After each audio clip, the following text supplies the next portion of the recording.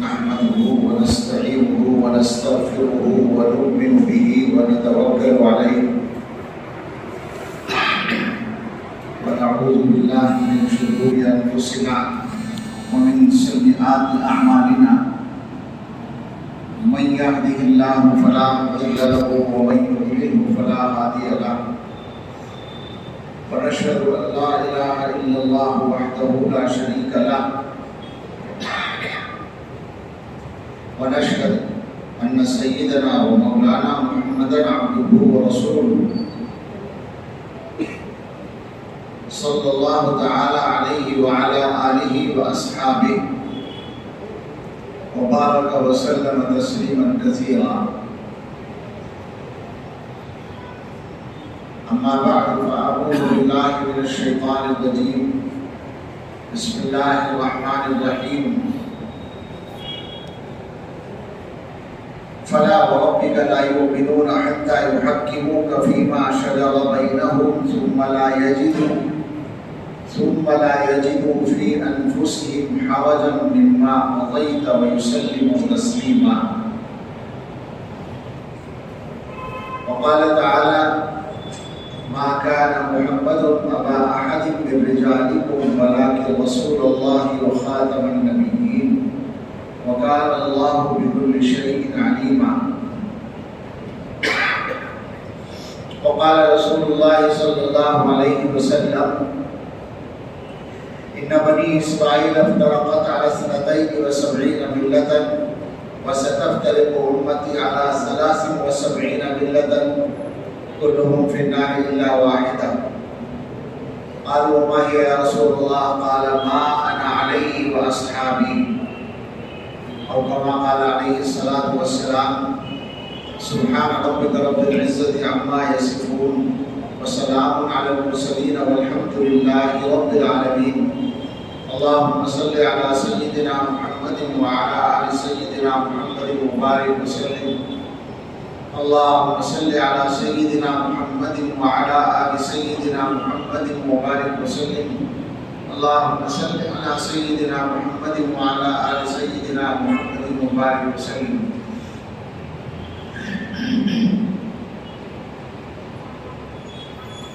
اللہ تعالیٰ کا اپنے بندوں کے ساتھ جو معاملہ ہے، اگر اس کو ایک لفظ میں بتائیں تو وہ رحمت کا معاملہ ہے، مہربانی کا معاملہ ہے، عطا کا معاملہ ہے، دینے کا معاملہ ہے، معاف کرنے کا معاملہ ہے. رحمت میں سب آئے گا. اور اللہ تعالیٰ کی طرف سے انسانوں کی تمام ضرورتوں کا انتظام ہوتا ہے.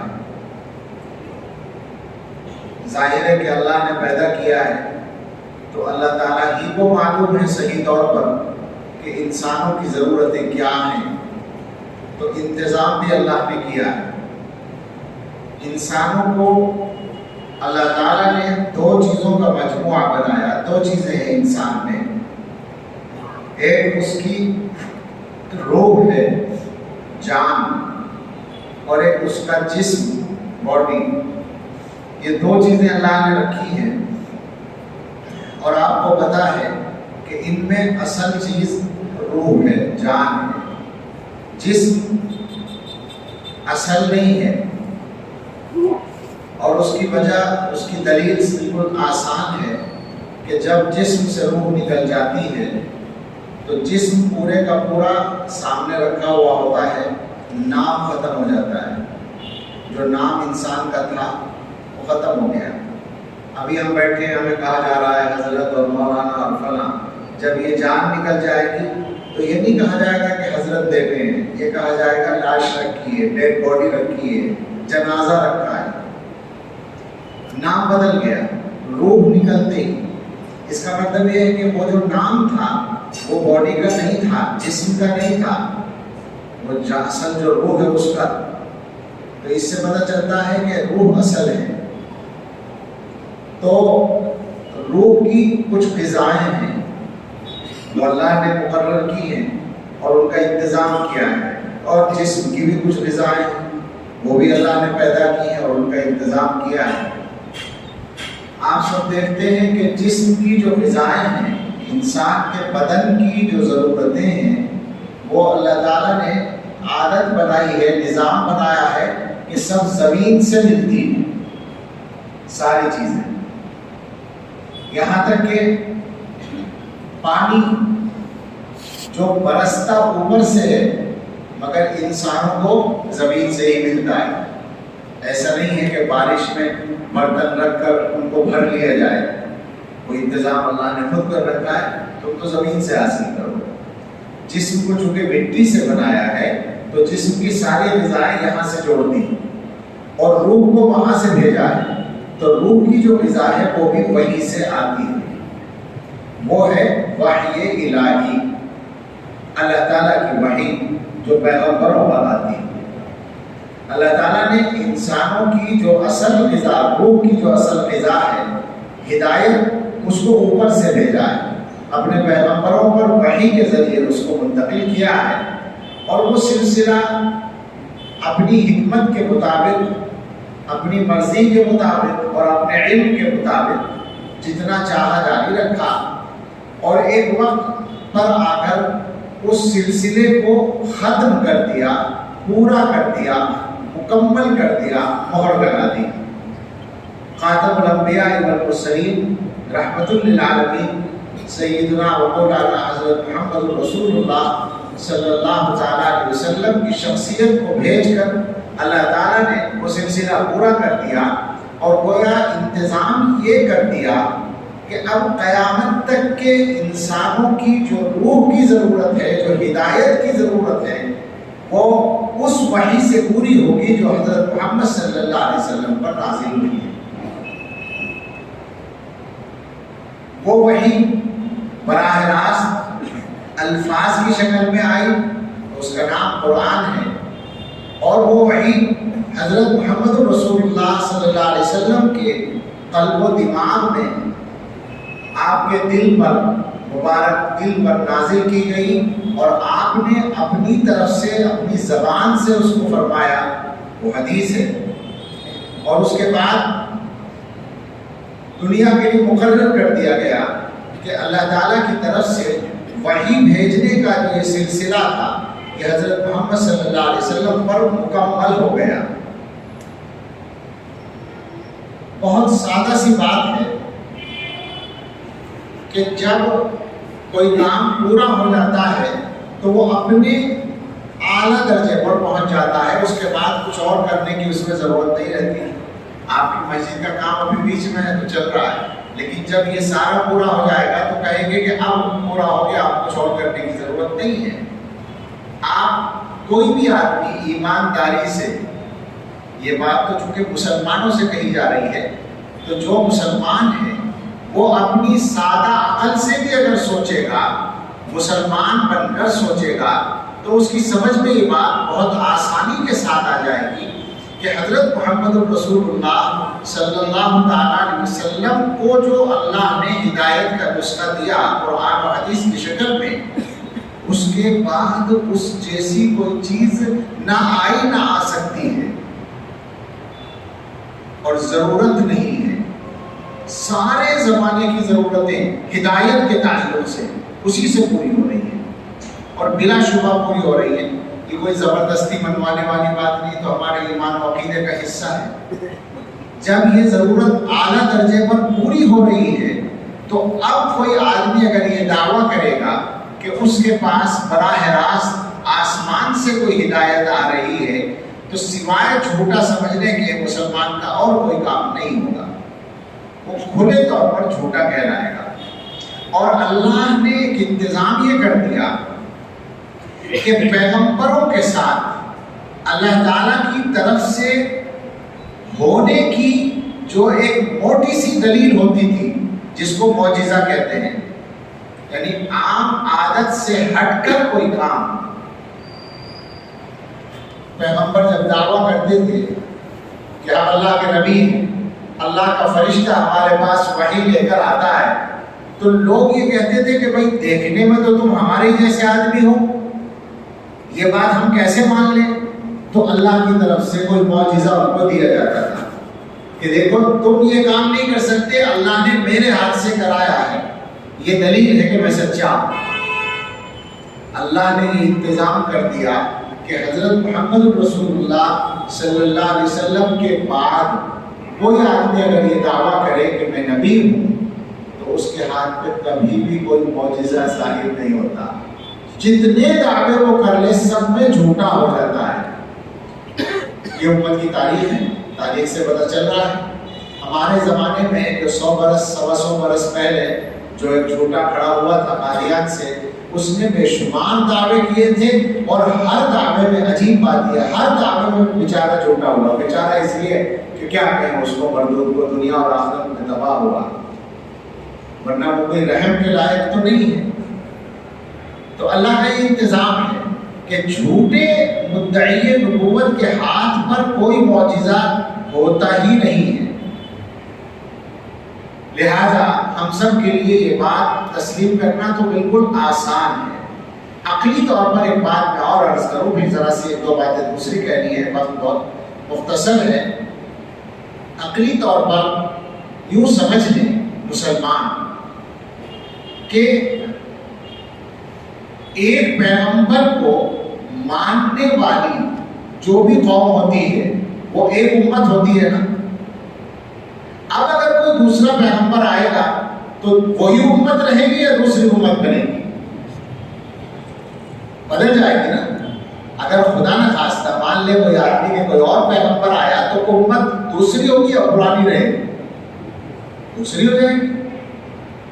تو اب پوچھ لیں ان ظالموں سے جو نبوت کے دعوے کرتے ہیں، ایک طرف وہ یہ کہتے ہیں کہ ہم اسی امت کا حصہ ہیں، اور وہ دعویٰ کرتے ہیں نبی ہونے کا، تو کیسے ہم ان کو مان لیں؟ ایک بات۔ دوسری بات یہ کہ ہم دنیا والوں سے یہ بات کہہ سکتے ہیں کہ اس امت کی جو یونٹی ہے، اس امت کا جو اتحاد ہے، اس کی بنیاد حضرت محمد رسول اللہ صلی اللہ علیہ وسلم۔ بھائی مسلمانوں میں اختلافات تو بہت سے ہیں، لیکن کلمہ تو سب مانتے ہیں، لا الہ الا اللہ محمد رسول اللہ۔ تو یہ ان کے اتحاد کی بنیاد ہے۔ آپس میں چاہے جتنا لڑتے خوب لڑتے ہیں، نہیں لڑنا چاہیے، لیکن چلیے اسے چھوڑیں، پھر بھی مسلمان کہلاتے ہیں، پھر بھی ایک دوسرے کو مسلمان مانتے ہیں۔ اگر کوئی ایک دوسرے کو کچھ کہتا بھی ہے تو وہ اس لیے کہتا ہے کہ وہ یہ سمجھ رہا ہے کہ یہ محمد صلی اللہ علیہ وسلم کے راستے سے ہٹا ہوا۔ اس کا مطلب یہ ہے کہ راستہ اصل حضرت محمد صلی اللہ علیہ وسلم کا ہے اس کی نظر میں بھی۔ تو مسلمانوں کے اتحاد کی بنیاد اللہ کی توحید اور حضرت محمد صلی اللہ علیہ وسلم کی رسالت ہے۔ اگر اس کے بعد کسی دوسرے آدمی کو پیغمبر مان لیا جائے گا تو اتحاد ختم ہو جائے گا، ایک امت نہیں رہے گی، وہ دو امت بن جائے گی۔ اس لیے ہر مسلمان کے لیے پہلی بات یہی لازم ہے کہ وہ اپنے اس عقیدے پر مضبوط رہے، اور کوئی بھی آدمی آ کر اس سے کہے کسی نئے پیغمبر کے بارے میں تو وہ سوچے بغیر، یہ مسئلہ سوچنے کا نہیں ہوتا۔ کچھ چیزیں ایسی ہوتی ہیں کہ جن میں سوچا نہیں جاتا۔ آپ غور کریں، یعنی میں خراب سی مثال میرے ذہن میں آئی کہ کوئی مجھے آ کر یہ کہے کہ تو اپنے باپ کی اولاد نہیں ہے، تو میں اس کا جواب دینے کے لیے سوچنے بیٹھوں گا؟ سوچیے ذرا اس بات۔ ہر مسئلہ سوچنے کا نہیں ہوتا۔ جب کوئی آدمی آ کر یہ کہے کہ تیرے محبوب حضرت محمد صلی اللہ علیہ وسلم کے بعد بھی اللہ نے جبریل کو بھیجا میرے پاس، تو ہم کیا کہیں گے؟ سوچیں گے؟ ہم سیدھا سیدھا یہ کہیں گے کہ تو جھوٹا ہے، میرے حبیب صلی اللہ علیہ وسلم کے بعد اللہ نے جبریل کو کسی کے پاس وہی لے کر نہیں بھیجا۔ سیدھا سیدھا بس یہی جواب ہے، اس کے علاوہ کوئی جواب نہیں۔ اس کے بعد میرے بھائیو ایک دو باتیں میں اور عرض کرنا چاہوں گا، چونکہ پہلی بار آپ کے یہاں حاضری ہوئی ہے۔ اللہ ان عزیزوں کو خوش رکھے، مولانا زکریا صاحب اور تمام احباب کو، کہ اس اچھی جگہ پر آنے کا موقع ملا ہے، اچھے لوگ یہاں ملے ہیں۔ تو ایک دو باتیں اور سمجھ لیں۔ اللہ تعالیٰ نے حضور علیہ السلام کو بھیجا تو یہ بات تو پکی ہے کہ آپ کا دین آخری دین ہو گیا، آپ آخری نبی ہیں، آخری پیغمبر ہیں، آخری رسول ہیں۔ اور یہ دین قیامت تک کے لیے، یہ بات بھی پکی ہے۔ تو اب ذرا اس بات پر غور کریں کہ اس دین کے معاملے میں جب یہ پورا ہو گیا، تقریباً 1450 سال پہلے حضور علیہ السلام پر مکمل ہو گیا، تو کیا اب اس دین میں، دین کی تشریح میں، دین کے معاملات میں نئی باتیں صحیح ہوں گی یا پرانی باتیں صحیح ہوں گی؟ میرا سوال ہے آپ سے آسان زبان میں، بالکل بتائیے، دین 1450 سال پرانا ہے تو اب نئی باتیں صحیح ہوگی یا پرانی باتیں؟ پرانی باتیں۔ ہمارے زمانے میں کیا پریشانی چل رہی ہے اس کو سمجھیں۔ ہمارے بچے اسکولوں میں، کالجوں میں پڑھتے ہیں اور اس کے بعد وہ دین کی طرف کچھ آتے ہیں، وہ دین کی طرف آتے ہیں اور کچھ نئی باتیں سنتے ہیں جو پہلے علماء سے انہوں نے نہیں سنی ہے، اور وہ سنانے والے بھی کہہ دیتے ہیں یہ بات کہ دیکھو علماء تمہیں یہ بات نہیں بتائیں گے، میں بتا رہا ہوں۔ تو میں ایسے ساتھ تمام جوانوں سے کہوں گا کہ وہ ذرا سا اس پر غور کر لیں کہ اگر یہ بات بتانے کی تھی تو علماء نے کیوں نہیں بتائی ہوگی اب تک؟ کیا یہ سارے علماء جو 1400 سال سے ہوتے چلے آ رہے ہیں، بھائی امت میں ہر دور میں علماء تو رہے ہیں، آج بھی ہیں، کیا یہ سارے علماء نے کوئی کانفرنس کر کے طے کر لیا تھا کہ عام مسلمانوں کو فلاں بات نہیں بتانی ہے، چھپا کے رکھنی ہے؟ سوچیں، یا یہ سارے علماء کوئی ایک خاص خاندان کے ہیں، کوئی ایک الگ برادری ہے کہ جنہوں نے طے کر رکھا ہے کہ دیکھو جی ہمارا یہ کیپسول ہے، اس کے اندر دوسروں کو داخل نہیں ہونے دیں گے؟ سوچیں ذرا اس بات کو، کیا مطلب ہے اس کا کہ علماء نے یہ بات نہیں بتائی، نئی بات میں بتا رہا ہوں، یہ دین کے اندر بات ہے۔ آپ یہ کوئی زبردستی نہیں منوانی ہمیں آپ سے بات، آپ سمجھیں بہت اچھا ہے، اللہ کرے سمجھ میں آ جائے، اس لیے کہ یہ ہمارے مفاد کا مسئلہ نہیں ہے۔ ہم دین کے بارے میں آپ سے جو کچھ بھی کہیں گے وہ اپنی روزی روٹی کے لیے نہیں کہیں گے۔ اگر آپ ایماندار ہو سکتے ہیں تو ہم کیوں نہیں ہو سکتے؟ میں جلدی اشارہ کر رہا ہوں۔ سوال یہ ہے کہ آپ دین کے معاملے میں اگر ایماندار ہیں تو ہم جنہوں نے دین ہی بچپن سے پڑھا ہے اور سارا مشغلہ یہی ہے، ہم کیوں نہیں ایماندار ہوں گے؟ اچھا، اگر آپ ہماری بات نہ مانیں تو ہمارا کیا بگڑ جائے گا؟ سوچیں اس بات۔ مسئلہ علماء کا یا فرقہ بندی کا نہیں ہے، علماء کے ذاتی مفاد کا نہیں ہے، مسئلہ کچھ اور ہے، اور وہ یہ ہے کہ حضرت محمد رسول اللہ صلی اللہ تعالیٰ علیہ وسلم نے اپنے دین کی تشریح کی، سمجھایا، اور اس دین کو حضور سے کس نے سمجھا؟ صحابہ ایک کو ہم کہتے ہیں، حضرات صحابہ حضور کے سامنے جو لوگ تھے انہوں نے تو سمجھا نا۔ صحابہ کرام نے حضور صلی اللہ علیہ وسلم سے دین کو سمجھا۔ اب اس کے بعد ہمیں آپ یہ بتائیں کہ 20ویں صدی میں یا 21ویں صدی میں پیدا ہونے والے کسی آدمی نے صحابہ کو دیکھا ہے کہ وہ سیدھا صحابہ سے پڑھ کے آیا ہو حدیث یا قرآن؟ وہ کہاں سے پہنچا ہے؟ صحابہ حضور علیہ السلام کے تقریباً 100 سال بعد تک رہے، تقریباً، اور اس کے بعد صحابہ کی نسل ختم ہو گئی، لیکن صحابہ نے وہ امانت پوری حفاظت کے ساتھ، دین کی امانت، حضور علیہ السلام سے ملی ہوئی ہر چیز پوری ایمانداری سے اور پوری حفاظت سے اگلی نسل کو دے دی۔ پھر اس نسل نے کیا کیا؟ وہ نسل بھی آہستہ آہستہ ختم ہوتی رہی، انہوں نے اپنے بعد والوں کو دی، انہوں نے اپنے بعد والوں کو دی، اس طرح سے یہ سلسلہ چلتے چلتے ہم تک پہنچا ہے۔ ذرا غور کر لیجیے گا میری بات پر۔ اگر آج بیٹھ کر کوئی آدمی یہ دعویٰ کرتا ہے کہ میں جو کہہ رہا ہوں یہ وہ بات ہے جو حضور نے فرمائی یا صحابہ نے فرمائی، اور بیچ میں جتنے یہ علماء گزرے ہیں انہوں نے اس بات کو صحیح نہیں سمجھا، تو سوال یہ ہے کہ بابا تیرے پاس کہاں سے آ گئی، تو یہ بتا۔ نئی بات کرنے والے آدمی کو آپ سمجھ لیں کہ یہ گڑبڑ کر رہا ہے، کوئی بھی ایسی بات جو ہمارے بڑے علماء نے ہمیں نہیں بتائی ہے یا جس انداز سے یہ آج کا آدمی سمجھا رہا ہے اس انداز سے بڑوں نے نہیں سمجھائی ہے، اس کا مطلب یہ ہے کہ یہ بڑوں کے انداز سے ہٹ کر بات کر رہا ہے۔ یہ بات تو کیوں وہ خود ہی کہہ رہا ہے، سیدھا سیدھا معاملہ ہے کہ ہم الزام نہیں لگا رہے بلکہ وہ خود کہہ رہا ہے، اور یہ کوئی بھی ہو سکتا ہے۔ میرا اشارہ جہاں جہاں پہنچے آپ سمجھ لیں، میں نام اس لیے نہیں لے رہا ہوں کہ موضوع بدل جاتا ہے، لوگ کچھ اور سمجھنے لگتے ہیں، لیکن میں اصولی بات کر رہا ہوں۔ جہاں جہاں آپ یہ بات دیکھیں کہ کوئی آدمی ممبر پر بیٹھ کر نئی باتیں بتا رہا ہے اور وہ خود ہی کہہ رہا ہے کہ یہ بات بڑوں کے یہاں نہیں تھی، ہم اس کو اس طرح کرنا چاہتے ہیں، ہم اس کو صحابہ کے طریقے پر کرنا چاہتے ہیں، ہم اس کو حضور کے طریقے پر کرنا چاہتے ہیں، ہم اس کو حدیث کی روشنی میں کرنا چاہتے ہیں، تو یہ تو خود ہی مان رہا ہے وہ کہ بیچ کے علماء کو اس نے کاٹ دیا۔ تو اس کا مطلب یہ ہے کہ اس امت کے اندر اتنے زمانے تک گمراہی چلتی رہی، اس سے زیادہ بڑی بغاوت کیا ہو سکتی ہے حضرت محمد رسول اللہ کے دین کے بارے میں؟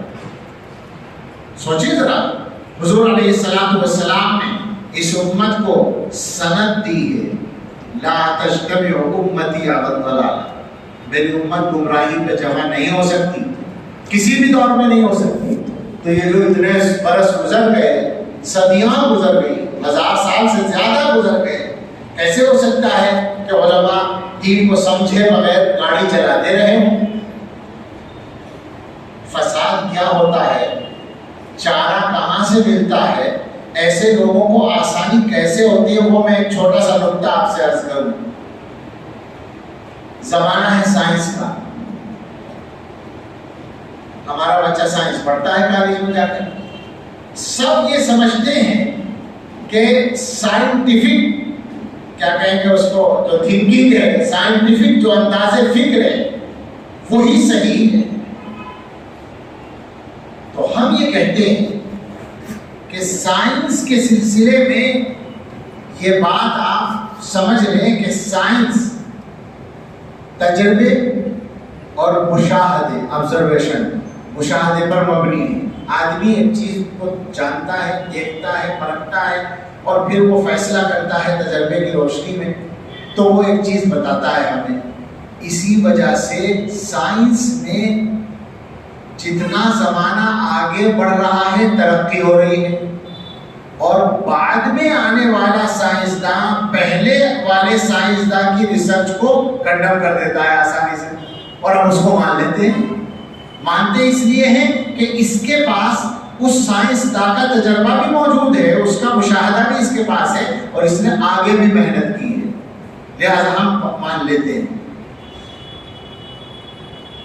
ہمارا جوان یہ سمجھتا ہے کہ مذہب کے معاملے میں بھی یہی قاعدہ چلے گا کہ ہر بعد والے سائنسداں کی بات صحیح ہوگی، ہر بعد والے کی بات نئی بات صحیح ہوگی۔ تو گزارش یہ ہے کہ سائنس کا تعلق ہے تجربے سے اور مشاہدے سے، جتنا تجربہ بڑھے گا، جتنا مشاہدہ بڑھے گا، سائنس آگے بڑھے گی۔ لیکن مذہب کا تعلق ہے وحی سے، اور وحی 1400 برس پہلے، 1450 برس پہلے بند ہو چکی ہے، لہذا مذہب میں جتنی بات پرانی ہوگی وہ صحیح ہوگی۔ ہمارا سائنس پڑھنے والا بچہ یہ سوچتا ہے نئی بات صحیح ہوتی ہے، لہٰذا فلاں بیٹھ کر بکواس کر رہا ہے دین کے بارے میں، اور وہ بتا رہا ہے کہ دیکھو یہ نئی نئی باتیں یہ تمہیں علماء نے نہیں بتائی ہوں گی، میں بتا رہا ہوں، ان کو سمجھ لو۔ سوچیں ذرا، میں ایک مثال دیا کر، میں مسائل پر گفتگو نہیں کر رہا ہوں، نہ مسائل پر کر رہا ہوں، نہ کسی کا نام لے رہا ہوں، بلکہ اصولی کچھ ایک دو باتیں کہہ رہا ہوں۔ ایک بات سمجھیں، آپ کوئی کاروبار کرتے ہیں اور ایک پارٹی سے آپ کی کا کاروبار ہے، آپ اس سے مال لیتے ہیں، آپ کوئی فیکٹری چلاتے ہیں تو کہیں سے مٹیریل لیتے ہیں، کوئی بھی معاملہ ہے، آپ کا کسی پارٹی سے پرانا سلسلہ چل رہا ہے، 10 سال سے آپ مال لے رہے ہیں اور تجربہ کر چکے ہیں کہ وہ پارٹی ٹھیک ہے، اس کی پیمنٹ بھی صحیح ہوتی ہے، اس کا مال بھی صحیح ہوتا ہے، پارٹی والی سب ٹھیک ہوتی ہے۔ اب کوئی آدمی آ کر آپ سے یہ بتاتا ہے کہ جو پارٹی تمہاری پرانی پارٹی ہے وہ تمہیں 10 سال سے دھوکہ دے رہی ہے، چھوڑ دو اس کو، ہم دیں گے صحیح مال۔ ایمانداری سے بتائیے، آپ اس کے کہنے سے مان لیں گے؟ سوچے اس بات کو، فوراً مان لیں کہ ہاں یہ اچھا آدمی آیا ہے، یہ نئی بات بتا رہا ہے، وہ پرانی پارٹی ہمیں دھوکہ دے. آپ کیا کہیں گے کہ ارے بابا 10 سال سے تجربہ کر رہے ہیں، ہم کوئی بیوقوف ہیں؟ 10 سال سے مستقل ہمارا اس سے کاروبار ہے، اس سے مان لے رہے ہیں، پیمنٹ ہو رہا ہے، سب کچھ ہو رہا ہے، کوالٹی بھی صحیح رہتی ہے، معاملات اس کے صحیح ہیں، خامخواہ کی بات کرتے ہو تم، ہم کیوں چھوڑ دیں اس کو؟ دین کے معاملے میں یہ اصول آپ استعمال نہیں کرتے. ایک نیا آدمی آ کر کہتا ہے کہ اب تک جن مولویوں پر تم اعتماد کر رہے تھے وہ پارٹی ٹھیک نہیں ہے، تو آپ کہتے ہیں ہاں یہ نیا آدمی صحیح آیا ہے، نئی بات بتانے والا. سمجھ رہے ہیں آپ؟ اور یہ ساری باتیں میں جو کر رہا ہوں ان میں سے بھی کوئی بات نئی نہیں، یہ سب پرانی ہے. اللہ تعالیٰ نے سورہ فاتحہ میں بتا رکھی ہے. اہدنا الصراط المستقیم ایک دعا سکھائی ہے بندوں، اللہ سے مانگو اے اللہ صراط مستقیم عطا فرما دے. ایک بات تو یہ سمجھو کہ کھانے پینے کی دعا نہیں سکھائی، حالانکہ کھانے پینے کی ضرورت روزانہ پڑتی ہے، ہوا کی ضرورت، آکسیجن کی ضرورت تو ہر وقت پڑتی ہے، مگر یہ دعا نہیں سکھائی، اس لیے کہ اس کا انتظام تو اللہ تعالیٰ نے اپنے آپ خود ہی کر رکھا ہے، ذمہ داری لے رکھی ہے. ہدایت پر تمہیں خود چلنا ہے تو مانگو اللہ سے سیدھا راستہ. اچھا یہ دعا اہدنا الصراط المستقیم کافی تھی یا نہیں؟ سوچیں، اے اللہ ہمیں صراط مستقیم کا راستہ دکھا، صراط مستقیم پر چلا دے، سیدھا راستہ دکھا دے، بات پوری ہو گئی. یہ جو صراط الذین انعمت علیہم غیر المغضوب علیہم ولا الضالین اس کے ساتھ میں جوڑا ہے، اس کا کیا مقصد ہے؟ ان لوگوں کا راستہ جن پر تو نے انعام کیا، جن پر تیرا غضب نہیں ہوا، جو گمراہ نہیں ہوئے. یہ کیوں بڑھایا ہے؟ اللہ کو بتائیں گے ہم. سوچیں ذرا، بندہ اللہ سے صراط مستقیم مانگ رہا ہے تو کیا وہ اللہ کو بتائے گا کہ اللہ دیکھو میں صراط مستقیم مانگ رہا ہوں، صراط مستقیم یہ ہوتی ہے؟ اللہ کو بتائیں گے؟ اللہ تعالیٰ ہمیں بتا رہے ہیں. اللہ تعالیٰ بتا رہے ہیں کہ مجھ سے صراط مستقیم مانگو اور صراط مستقیم کی پہچان بھی جان لو کہ صراط مستقیم کون سی ہوتی ہے. ان لوگوں کا راستہ جن پر ہم نے انعام کیا وہ ہے صراط مستقیم، اور وہ پیغمبر ہیں اور وہ صدیقین ہیں اور وہ شہداء ہیں اور وہ صالحین ہیں. وہ لوگ ہیں جو حضرت محمد صلی اللہ علیہ وسلم کے طریقے پر ہیں. حضور اللہ نے قرآن کریم میں فرمایا لوگ ایمان والے نہیں ہو سکتے جب تک کہ اپنے اختلافات میں آپ کے فیصلے کو نہ مانیں. اس کے علاوہ کوئی چارہ نہیں ہے. حضور علیہ السلام نے فرمایا بنی اسرائیل میں 72 فرقے بنے تھے، میری امت میں 73 بنے گے، 7 جہنم میں جائیں گے. ایک کے علاوہ کون ہے وہ یا رسول اللہ؟ فرمایا جو میری سنت اور میرے صحابہ کے طریقے پر ہو. حضور علیہ السلام کی سنت اور حضور کے صحابہ کا طریقہ کس سے معلوم ہوگا؟ بیچ کے 12, 13, 1400 سال کاٹ کے سیدھے 15ویں صدی میں آ کر پتہ چلے گا؟ نہیں. صحابہ سے جنہوں نے سیکھا، پھر ان سے جنہوں نے سیکھا، پھر ان سے جنہوں نے سیکھا، جہاں یہ سلسلہ پہنچے گا وہی صحیح راستہ ہوگا. حضور صلی اللہ علیہ وسلم نے بتا دیا يحمل هذا العلم من كل خلف عدول ينفون عنه تحريف الغالين وانتحال المبطلين وتأويل الجاهلين. یہ جو علم ہے میرا علم، قرآن کا علم، ہدایت کا علم، اس کو ہر نسل کے معتبر لوگ حاصل کریں گے اور حاصل کر کے آگے وہ یہ کام کریں گے کہ امت کے اندر غلو کرنے والوں کا بگاڑ جو ہے اس کو کنڈم کریں گے. اہل باطل دین میں کچھ نئی باتیں شامل کرنے کی کوشش کریں گے، اس کو کنڈم کریں گے. اور جاہل لوگ یا بے علم لوگ جو دین کی غلط تشریح کریں گے اس کو بھی کنڈم کریں گے. یہ کام ہر دور میں ان لوگوں کا ہوگا جو اس علم کو حاصل کرنے والے ہیں اس سلسلے کے مطابق. اس لیے ہم سب کو بہت زیادہ ہوشیار رہنے کی ضرورت ہے، چوکس رہنے کی ضرورت ہے.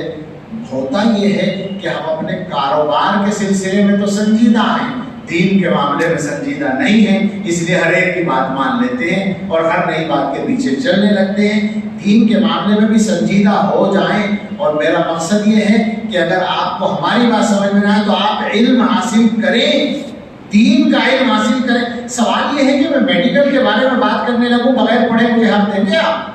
میں ڈاکٹر کو مشورہ دینے لگوں کہ جو دوا آپ نے لکھی ہے وہ صحیح نہیں ہے، حق دیں گے آپ؟ یا کوئی آدمی جو کوالیفائڈ ڈاکٹر نہیں ہے کیا اس کو کلینک کرنے کا حق دے گی حکومت؟ سوال یہ ہے کہ جب انسانوں کے جسمانی علاج کا کوئی کام آدمی بغیر پڑھے نہیں کر سکتا تو یہ ہدایت کو تقسیم کرنے کا کام علم دین پڑھے بغیر کیسے کر سکتا ہے؟ آپ پڑھیں، کسی پہ پابند نہیں، ہم تو مدرسے کھول کے بیٹھے اسی لیے، ارے بابا ہم تو یہ علم تقسیم کرنے کے لیے بیٹھے ہیں، سب کو پہنچانے کے لیے بیٹھے ہیں، آپ آئیے عالم بن جائیے، پھر آپ سمجھیے دین کیا ہے، آپ کو سمجھانے کا بھی حق مل جائے گا، سمجھنے میں تو آ ہی جائے گا، سمجھ میں تو آ ہی جائے گا۔ بس یہ سیدھا راستہ ہے، صراط مستقیم کو پہچاننے کی کوشش کریں۔ جو علماء اپنے بڑوں کے طریقے پر چل رہے ہیں وہ صحیح راستے پر ہیں، ان سے آپ اپنا رابطہ رکھیں اور نئے نئے لوگوں کی باتوں میں نہ آئیں۔ اگر آپ کو تفصیلات میں جانے کا شوق ہے تو آپ پڑھیں، میری خاص بات یہ ہے، دعوت یہ ہے کہ آپ علم حاصل کریں، آپ عربی زبان براہ راست سیکھیں اور پھر علماء سے قرآن و حدیث کو پڑھیں اور پھر دیکھیں کون صحیح ہے کون غلط ہے۔ ہم زبردستی کوئی دعویٰ نہیں کرتے، زبردستی کسی سے منواتے نہیں، لیکن اگر آپ کو اعتماد ہے تو آپ ماننے کی کوشش کریں اور اللہ سے ہدایت مانگتے رہیں۔ اللہ تعالی ہم سبھی کو صحیح راستے پر استقامت عطا فرمائیں، آمین۔ آخر دعوانا الحمدللہ رب العالمین۔